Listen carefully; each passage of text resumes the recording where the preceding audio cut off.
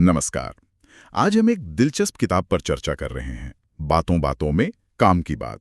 ये Angelo MD. अमिको की किताब टॉक द टॉक का हिंदी अनुवाद है। हाँ, और हमारे पास इसके कुछ अंश हैं जिनसे हम इसकी मुख्य बातों को समझेंगे। बिल्कुल।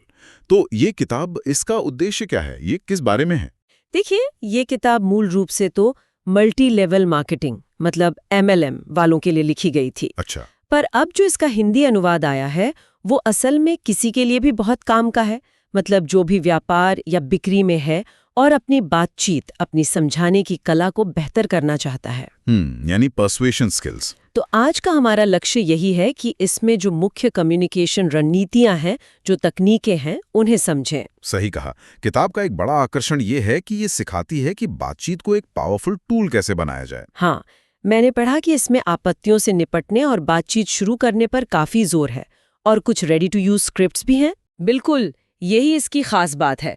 जैसे आम चिंताएं होती है ना, ये महंगा है या मेरे पास टाइम नहीं है। हाँ, ये तो बहुत कॉमन है। तो किताब में इनके लिए तैयार स्क्रिप्ट्स हैं, संवाद है कि कैसे आत्मविश्वास से इनका जवाब दें। अच्छा, ये कैसे काम करता है? मतलब स्क्रिप्ट से तो बातचीत थोड़ी रोबोटिक नहीं हो जाएगी? नहीं, देखिए, किताब ये नहीं कहती कि शब्दशः रट लो। वो कहती है कि ये स्क्रिप्ट्स एक ढांचा है, एक बेस।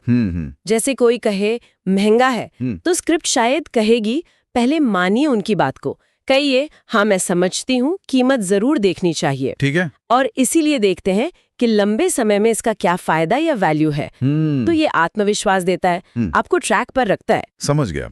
मतलब ये एक स्टार्टिंग पॉइंट है जिसे अपनी भाषा में ढालना है। इससे घबराहट कम होती होगी। बिल्कुल, व्यावसायिकता भी बढ़ती है। अब आते हैं बातचीत शुरू करने पर। हाँ, ये भी एक कला है। कई बार समझ नहीं आता कि बात कैसे शुरू करें, खासकर सेल्स में। सही। तो किताब सिखाती है कि कैसे बातचीत स्वाभाविक लगे, एकदम से बेचने की बात ना हो। रिश्ता बनाना, रैपो बिल्डिंग जिसे कहते हैं। एग्जैक्टली, रैपो बनाना।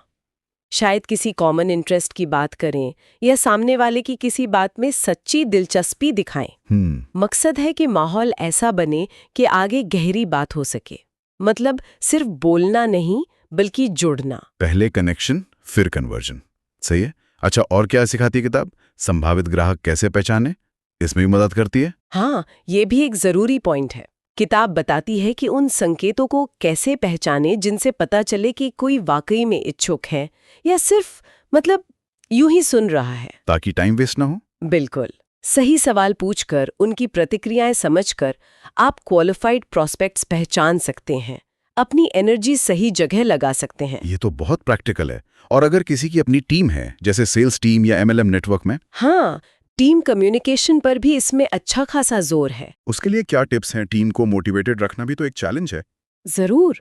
किताब बताती है कि टीम को ट्रेनिंग कैसे दें, उन्हें मोटिवेट कैसे करें, गाइड कैसे करें। अच्छा। मतलब स्पष्ट संवाद हो, रेगुलर फीडबैक मिले, वो भी पॉजिटिव तरीके से। सक्सेस स्टोरीज शेयर करें, इससे पूरी टीम में जोश बना रहता है। तो ये सिर्फ इंस्ट्रक्शन देना नहीं, बल्कि एक सपोर्टिव माहौल बनाना है। सही पकड़ा, एक प्रेरित माहौल। तो अगर हम मुख्य बातों को समेटें, हाँ, पहली बात तो ये कि हर बातचीत एक अवसर है ना? हाँ, हर बातचीत में संभावना है अगर सही नजरिया और तकनीक हो। दूसरी बात स्क्रिप्ट्स, मतलब सोच समझकर तैयार की गई भाषा का इस्तेमाल, यह आत्मविश्वास बढ़ाता है। बिल्कुल, बशर्ते उन्हें समझदारी से अपने अंदाज में इस्तेमाल करें। तीसरी बात स्पष्टता, क्लैरिटी। अपने प्रोडक्ट या अवसर का जो भी फायदा है, जो वैल्यू है, उसे सरल सीवी भाषा में बताना बहुत जरूरी है। सही। और चौथी बात टीम वाली, कि अच्छे टीम कम्युनिकेशन और कोचिंग से ही एक मजबूत सफल नेटवर्क बनता है। एकदम सही। तो ये किताब असल में MLM वालों के लिए तो है ही, पर सेल्स, मार्केटिंग या लीडरशिप में कोई भी हो, हाँ, जिसे भी अपनी बात मनवाने यानी परसुएजन और कम्युनिकेशन स्किल्स को मजबूत करना है, उनके लिए बहुत उपयोगी है। संक्षेप में कहें तो बातों बातों में काम की बात एक प्रैक्टिकल टूल किट है, स्क्रिप्ट से लेकर टीम मैनेजमेंट तक। हाँ, बिल्कुल, एक कंप्लीट पैकेज कह सकते हैं कम्युनिकेशन स्किल्स सुधारने के लिए। चलिए, अब जाते जाते श्रोताओं के लिए एक सवाल छोड़ते हैं, सोचने के लिए। हाँ, ये एक दिलचस्प सवाल है।